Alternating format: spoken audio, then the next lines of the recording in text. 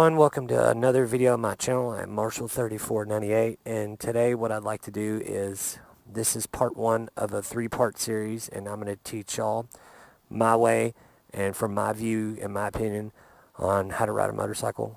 This part one is actually going to consist of throttle and clutch control. Let me start out by saying I'm not a professional. I'm not an instructor by no means, just my take and my view and my opinion on how to ride. So if you watch this, hopefully you learn something from it. Hopefully it interests you in motorcycles, and I urge anyone that watches this or anybody who wants to ride to learn how to ride to go take the MSF course.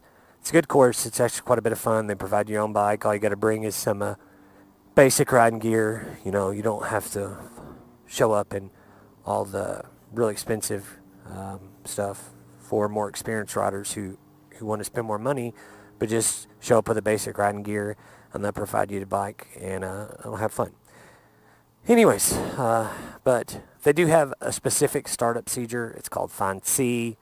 It's been several years since I took the class. I don't remember what it all stands for, so we just kind of skip that part because, like I said, I myself am no instructor, but this is my view and my take on how to do this. One of the things in today's video that I'm going to try to teach you is something they teach in the MSF class, and that is called the friction zone.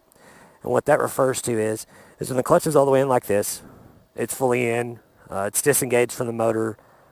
That's actually what a clutch does. It's the thing that connects your whatever kind of outdrive your bike has, whether it's shaft, belt, chain, whatever.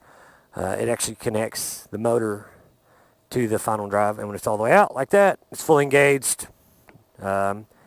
Bike performs like anything else would once that's out. When that's in, it's a clutch. When it's out, it does nothing. Simple as that. But what I'll teach you is the friction zone and throttle control. Another thing, throttle control, you want to be real easy with it, no matter if you're riding a 600cc like my FC6 I'm riding, or 250 or 1000 or whatever. You want to always have smooth throttle inputs like this. Never this, because this will just upset the bike no matter if you're in straight in a turn or whatever, and it'll kind of jerk you around, and it makes you look like a noob, and it's not fun, trust me. Plus, once you get the throttle control down a little more, as shifting becomes easier, it doesn't jerk so much like that. But anyways, we'll get the bike running. We'll get on to today's topic and today's instructional part, if you want to call it that, although I'm not an instructor. Bike started up here.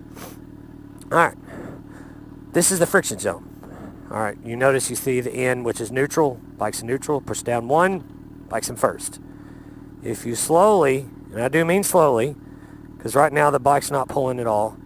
Now you see the bike barely starting to move. I'm just now starting to get in the friction zone of it. And if you continue to let it out, no throttle, so the bike's moving, it's not me. If you continue to let it out real slow and just slip it, no throttle needed. I don't care what size bike you're on. Now it's all the way out, and now we can go. You're gonna learn that over and over in MSF course till you're blue in the face with it, and it is a very important tool to not only learn but master. That's much harder if you're on taking off from a hill. Then you actually have to use either the rear brake or the front brake a little bit and know where your friction zone is before you let out on the brake. Otherwise, you're not clutching all the way engaged and you're going to roll back. But that's a whole different topic and a whole different video. I'm not going to get into that. But when you do it the right way, your clutch and throttle, you do like this, just a little bit of throttle. Doesn't take much. And just slip the clutch a little bit, pick feet up, put your feet on the pegs. You're off. That's it. Now you're riding. Might not know nothing else about it other than to do that, but that's when it really starts becoming fun in the class. When everything's second nature and they start teaching you more and more, and you really go learn, and it's fun. I enjoyed it. I'd almost take it again if it wasn't so boring. Most of them do offer a second and third level. Actually, I might do that one of these days just for fun. But on those, you do have to bring your own bike. And it's a lot shorter. Instead of like a two-day class or 2.5 day, because When I took it, it was 2 full days, some classroom, a lot outside. It's about half and half, and took a couple hours of classroom on Friday night as well. But yeah, your clutch friction zone, if you do it right, it's easy. But if you do wrong, it does this and kind of hover over the front brake. It does that, like that, and then the bike's killed. Not a big deal. Start the bike back up. Try it again. You're going to kill it in the class. You might as well just get used to that. But once you master it, it's like riding in the street. You just a little bit of throttle, clutch, and go. And then you're off. No big deal. But it's something you really have to master and learn to control. And the throttle control, like, if you watch my right hand, you know, you're never really on the throttle that really hard, even on the street. I mean, you can barely even see my hand move. It's quite fun, but that is something else you have to master. So, hopefully this helps anybody. Like I said, I'm not an instructor, but just kind of giving you a good heads up on what to do and what not to do. If you like this, I am going to be making a part 2 and a part 3 of this. We'll try to, at the end, we'll try to combine everything together and give you just a good feel for what all it entails to ride a bike.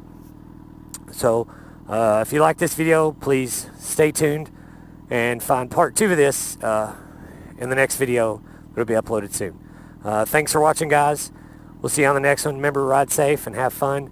And I have several other different type of videos on my channel. First rider videos, bike reviews, same kind of thing, you know, of first impressions of bike, gear reviews, rider advice, scenic places I've been to, drone videos of places where I live in the southern part of the United States.